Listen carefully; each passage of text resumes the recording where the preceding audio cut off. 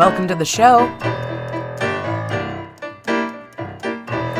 I'm Antisocial. And this is the Antisocial Network. I want to talk to her, but my face is up against the wall.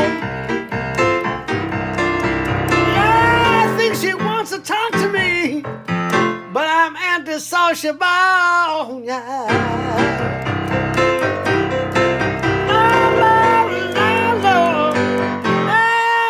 Antisociable.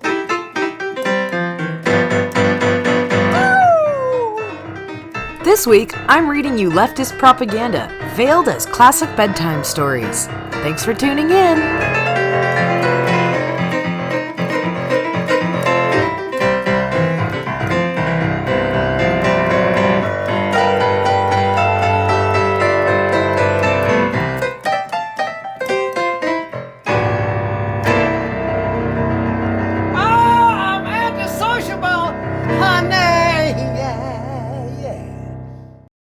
I don't know if y'all have noticed, but there's 5 Wednesdays in June. That means 5 Antisocial Network episodes this month. And though I only launched in February, there has already been a month with 5 Wednesdays. March also had 5 Wednesdays in it. And since I write and post 1 episode per week anyway, yeah, I know, technically it's not any more work for there to be 5 episodes in a month instead of 4, but it feels like it's more work. So that's why I'm posting a bonus episode from my Patreon as a full episode this week to make up for that extra Wednesday. Shh, it makes sense to me, okay? Now, normally I don't post my Patreon episodes unless they're used as a bonus content, because the type of episodes I post to my Patreon are typically more casual, personal stories that are not research-based and don't really fit as well in the normal flow of my show. But for 1, this episode is leftist humor, so I think my listeners will like it. And for 2, I only have a handful of Patreon subscribers right now. So while I work just as hard to churn out 2 episodes a month for the feed behind a paywall, much of it goes unheard. Plus, did I mention there's 5 Wednesdays this month? So with that said, this was originally posted to my Patreon feed in late May. For more content like this, please subscribe to my Patreon. I'll provide more info on that at the end. And now, on to the show. Today I'm going to be reading from a book that we've had in my family for a long time. I remember this on my bookshelf when I was still pretty young. It's copyright 1994, but it still remarkably holds up. It's called Politically Correct Bedtime Stories, Modern Tales for Our Life and Times by James Finn Garner. I'm going to read you his introduction before I choose some choice classics to share with you all. When they were first written, the stories on which the following tales are based certainly served their purpose: to entrench the patriarchy, to estrange people from their own natural impulses, to demonize evil, and to reward an objective good. However, much we might like to, we cannot blame the Brothers Grimm for their insensitivity to women's issues, minority cultures, and the environment. Likewise, in the self-righteous Copenhagen of Hans Christian Andersen, the inalienable rights of mermaids were hardly given a second thought. Today we have the opportunity, and the obligation, to rethink these classic stories so they reflect more enlightened times. To that effort, I submit this humble book. While its original title, Fairy Stories for a Modern World, was abandoned for obvious reasons, kudos to my editor for pointing out my heterosexualized bias, I think the collection stands on its own. This, however, is just a start. Certain stories, such as The Duckling that was judged on its personal merits and not on its physical appearance, were deleted for space reasons. I expect I have volumes left in me, and I hope this book sparks the righteous imaginations of other writers and, of course, leaves an indelible mark on our children. If, through omission or commission, I have inadvertently displayed any sexist, racist, culturalist, nationalist, regionalist, ageist, lookist, ableist, sizist, speciesist, intellectualist, socioeconomicist, ethnocentrist, phallocentrist, heteropatriarchalist, or other type of bias as yet unnamed, I apologize and encourage your suggestions for rectification. In the quest to develop meaningful literature that is totally free from bias and purged from the influences of its flawed cultural past, I doubtless have made some mistakes. Whew. This again is Politically Correct Bedtime Stories. Copyright 1994. And I think it holds up. The Three Little Pigs. Once there were 3 little pigs who lived together in mutual respect and in harmony with their environment. Using materials that were indigenous to the area, they each built a beautiful house. One built a house of straw, one a house of sticks, and one a house of dung, clay, and creeper vines shaped into bricks and baked in a small kiln. When they were finished, the pigs were satisfied with their work and settled back to live in peace and self-determination. But their idyll was soon shattered. One day, along came a big, bad wolf with expansionist ideas. He saw the pigs and grew very hungry, in both a physical and an ideological sense. When the pigs saw the wolf, they ran into the house of straw. The wolf ran up to the house and banged on the door, shouting, little pigs, let me in!" The pigs shouted back, "Your gunboat tactics hold no fear for pigs defending their home and culture." But the wolf wasn't to be denied what he thought was his manifest destiny. So he huffed and puffed and blew down the house of straw. The frightened pigs ran to the house of sticks, with the wolf in hot pursuit. Where the house of straw had stood, other wolves bought up the land and started a banana plantation. At the house of sticks, the wolf again banged on the door and shouted, little pigs, let me in!" The pigs shouted back, "Go to hell, you carnivorous, imperialistic oppressor!" At this point, the wolf chuckled condescendingly. He thought to himself, "They are so childlike in their ways, it will be a shame to see them go, but progress cannot be stopped." So the wolf huffed and puffed and blew down the house of sticks. The pigs ran to the house of bricks, with the wolf close at their heels. Where the house of sticks had stood, other wolves built a timeshare condo resort complex for vacationing wolves, with each unit a fiberglass reconstruction of the house of sticks, as well as native curio shops, snorkeling, and dolphin shows. At the house of bricks, the wolf again banged on the door and shouted, little pigs, let me in!" This time in response, the pigs sang songs of solidarity and wrote letters of protest to the United Nations. By now, the wolf was getting angry at the pigs' refusal to see the situation from the carnivore's point of view. So he huffed and puffed, then grabbed his chest and fell over dead from a massive heart attack brought on by eating too many fatty foods. The 3 little pigs rejoiced that justice had triumphed and did a little dance around the corpse of the wolf. Their next step was to liberate their homeland. They gathered together a band of other pigs who had been forced off their lands. This new brigade of porcinistas attacked the resort complex with machine guns and rocket launchers and slaughtered the cruel wolf oppressors, sending a clear signal to the rest of the hemisphere not to meddle in their internal affairs. Then, the pigs set up a model socialist democracy with free education, universal health care, and affordable housing for everyone. Please note, the wolf in this story was a metaphorical construct. No actual wolves were harmed in the writing of this story. Rumplestiltskin. Long ago, in a kingdom far away, there lived a miller who was very economically disadvantaged. This miller shared his humble dwelling with his only daughter, an independent young woman named Esmeralda. Now, the miller was very ashamed of his poverty, rather than angry at the economic system that had marginalized him, and was always searching for a way to get rich quick. "If only I could get my daughter to marry a rich man," he mused, in a sexist and archaic way. "She'll be fulfilled, and I'll never have to work another day in my life." To this shabby end, he had an inspiration. He would start a rumor that his daughter was able to spin common barnyard straw into pure gold. With this untruth, he would be able to attract the attention of many rich men and marry off Esmeralda. The rumor spread through the kingdom in a manner that just happened to be like wildfire and soon reached the prince. As greedy and gullible as most men of his station, he believed the rumor and invited Esmeralda to his castle for a May Day festival. But when she arrived, he had her thrown into a dungeon filled with straw and ordered her to spin it into gold.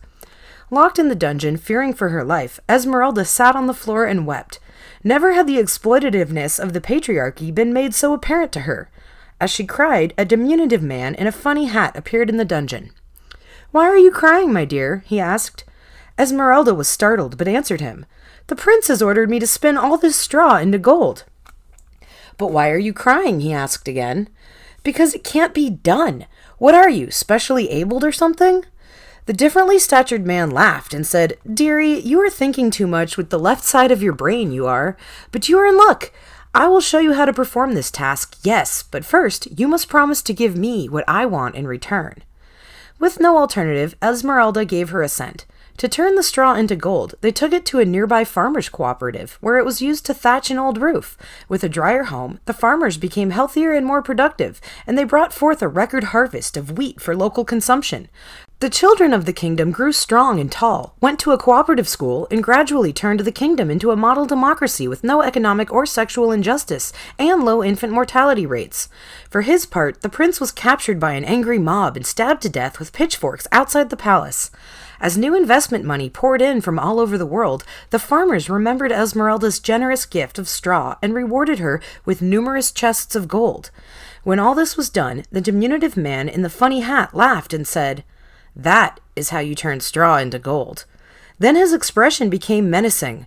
"Now that I have done my work, you must fulfill your part of the bargain. You must give me your firstborn child." Esmeralda shot back at him. "I don't have to negotiate with anyone who would interfere with my reproductive rights." The vertically challenged man was taken aback by the conviction in her voice. Deciding on a change in tactics, he said shyly, "Fair enough, dearie. I'll let you out of the bargain if you can guess what my name is." "All right," said Esmeralda. She paused a second, tapped her chin with her finger, and said, "Would your name be, I don't know, maybe Rumplestiltskin?" "Ah!" shrieked the man of non-standard height. But, how did you know?" She replied, "You're still wearing your name badge from the Little People's Empowerment Seminar." Rumpelstiltskin screamed in anger and stamped his foot, at which point the earth cracked open and swallowed him up in a rush of smoke and sulfur. With her gold, Esmeralda moved to California to open a birth control clinic, where she showed other women how not to be enslaved by their reproductive systems and lived to the end of her days as a fulfilled, dedicated, single person. Little Red Riding Hood. There once was a young person named Red Riding Hood who lived with her mother on the edge of a large wood. One day, her mother asked her to take a basket of fresh fruit and mineral water to her grandmother's house. Not because this was women's work, mind you, but because the deed was generous and helped engender a feeling of community. Furthermore, her grandmother was not sick, but rather was in full physical and mental health and was fully capable of taking care of herself as a mature adult. So, Red Riding Hood set off with her basket through the woods. Many people believed that the forest was a foreboding and dangerous place, and never set foot in it. Red Riding Hood, however, was confident enough in her own budding sexuality that such obvious Freudian imagery did not intimidate her. On the way to Grandma's house, Red Riding Hood was accosted by a wolf, who asked her what was in her basket. She replied, "Some healthful snacks for my grandmother, who is certainly capable of taking care of herself as a mature adult." The wolf said, "You know, my dear, it isn't safe for a little girl to walk through these woods alone."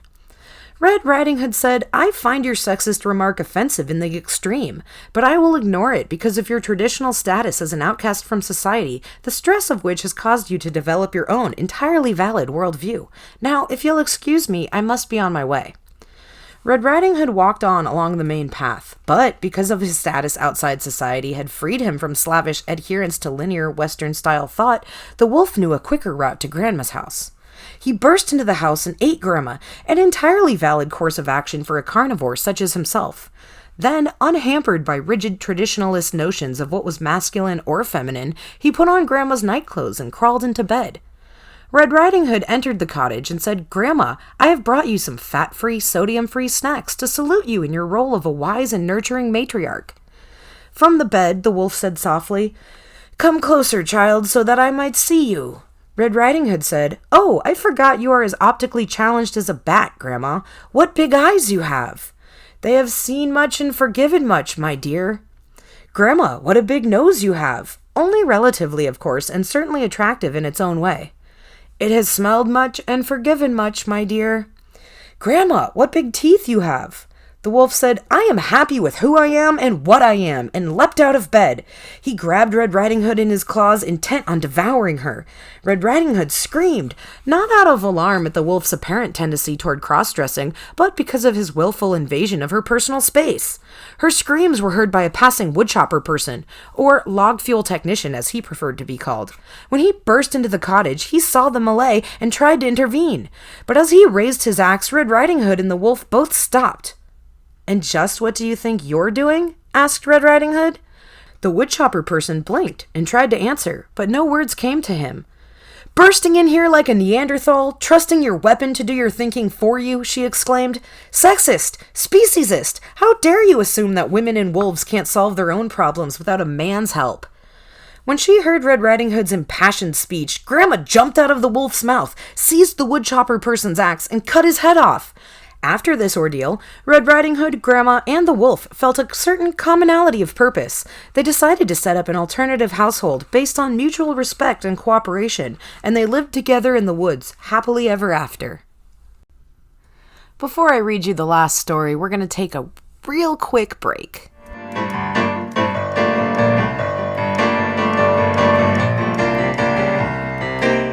Hi, Antisocial here. Have you heard the ads on my podcast for funny fake products? There's products like Pegasus Penises, the strap-on company for the Pegasus with unicorn dreams. Madison Bleed, the at-home tattoo system for when you can't afford those expensive salon treatments. And Yummy Litter, the only cat litter that changes colors and tells you when your cat's litter is safe to eat. Well, it's your lucky day because I'm accepting submissions from you, the listener, of your own funny fake ad. The funniest commercial or commercials will get featured on my podcast. Submit your recordings up to 1 minute long in the Anchor app, or find the link directly in my show notes. Later!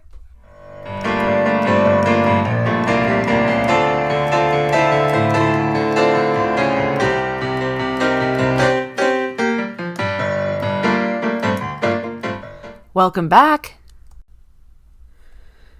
Rapunzel. There once lived an economically disadvantaged tinker and his wife. His lack of material accomplishment is not meant to imply that all tinkers are economically marginalized, or that if they are, they deserve to be so. While the archetype of the tinker is generally the whipping person in classical bedtime stories, this particular individual was a tinker by trade and just happened to be economically disadvantaged. The tinker and his wife lived in a little hovel next to the modest estate of a local witch.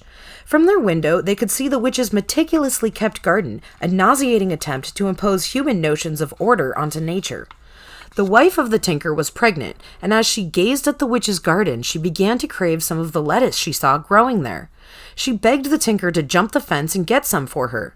The tinker finally submitted, and at night he jumped the wall and liberated some of the lettuce.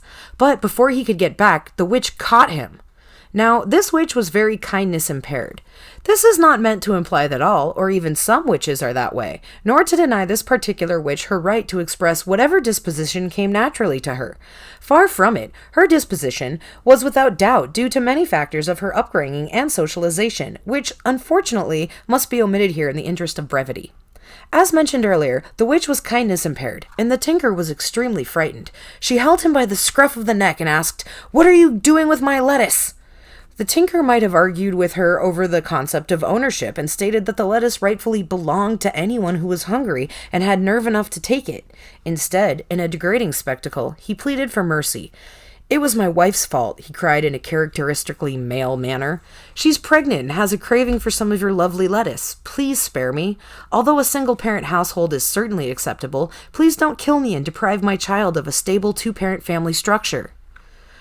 The witch thought for a moment, then let go of the tinker's neck and disappeared without a word.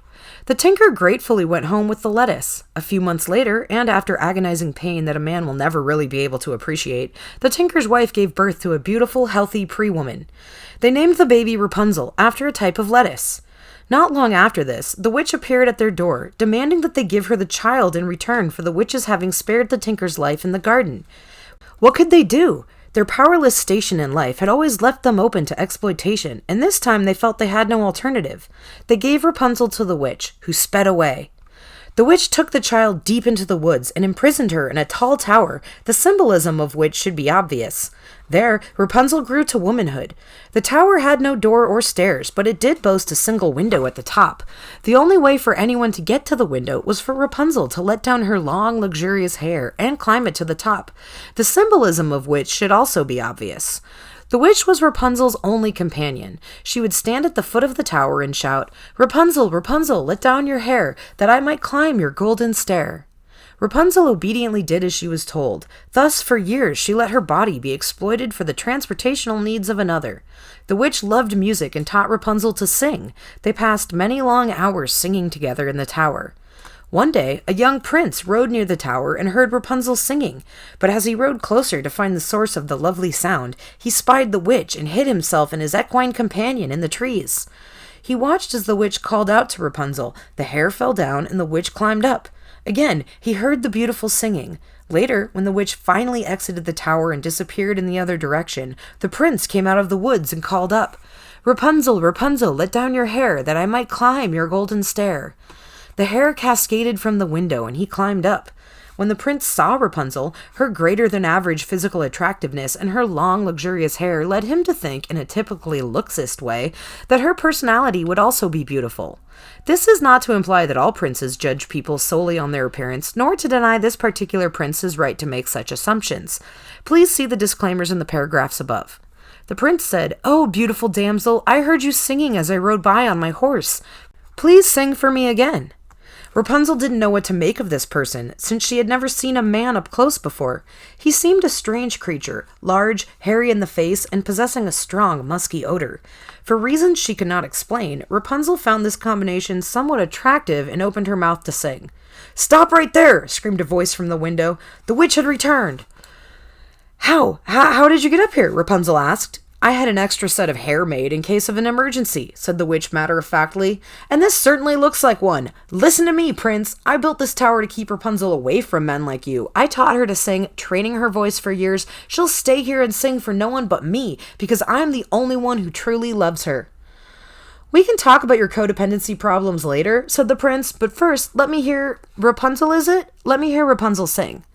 "No!" screamed the witch. "I'm going to throw you from the tower into the thorn of color bushes below so that your eyes will be gouged out and you'll wander the countryside, cursing your bad luck for the rest of your life." "You may want to reconsider that," said the prince. "I have some friends in the recording industry, you see, who would be very interested in, Rapunzel, wasn't it? Different kind of catchy, I suppose." "I knew it! You want to take her from me!" No, I want you to continue to train her, to nurture her, as her manager," said the prince. "Then, when the time is right, say a week or two, you can unleash her talent on the world, and we can all rake in the cash." The witch paused for a second to think about this, and her demeanor visibly softened. She and the prince began to discuss record contracts and video deals, as well as possible marketing ideas, including lifelike Rapunzel dolls with their very own miniature stereo-tuned towers. As Rapunzel watched, her suspicions turned into revulsion. For years, her hair had been exploited for the transportational needs of others. Now, they wanted to exploit her voice as well. So, rapaciousness does not depend solely on gender, she realized, with a sigh. Rapunzel edged her way to the window without being seen. She stepped out and climbed down the second set of hair to the prince's waiting horse. She dislodged the hair and took it with her as she rode off, leaving the witch and the prince to argue about royalties and percentages in their phallus-shaped tower. Rapunzel rode to the city and rented a room in a building that had real stairs. She later established the non-profit foundation for the free proliferation of music and cut off her hair for a fundraising auction. She sang for free in coffee houses and art galleries for the rest of her days, always refusing to exploit for money other people's desires to hear her sing. That's my show for this week. I'm Antisocial, and this is the Antisocial Network. If you liked me reading classics with a leftist twist, I have a part 2 on my Patreon, where I read you leftist versions of Cinderella, Goldilocks, and Snow White. Of course, by subscribing to my Patreon, you also get access to all my past library of bonus episodes, including poetry, anecdotes about my time working at Disneyland, meeting Molly Shannon and making Mark Maron laugh, my first paranormal experience, a mysterious repressed memory, and more. I add new episodes every month that are only available for Patreon subscribers, so if you think you've heard all my episodes, you haven't. Subscribe for only $5 a month at patreon.com/theantisocialnetwork. And for a limited time, new subscribers will receive exclusive Antisocial Network stickers and a zine handmade by me. For even more access to me, Antisocial, follow me on Instagram at The Antisocial Network. To send me a voice message or submit your own funny fake ad that I might use in my podcast, download the Anchor app and find my show there. Want to support me but can't afford to subscribe to my Patreon right now? I understand. Please rate and review me in iTunes. Every 5-star review and positive rating really helps gain my podcast more visibility. Thanks for tuning in, and as always, free episodes are available every week in the podcast feed and on my YouTube channel. See you next Wednesday. Later. But I'm antisociable, yeah. Antisociable. I'm antisociable. Don't talk to me, Mom, because I don't want to be my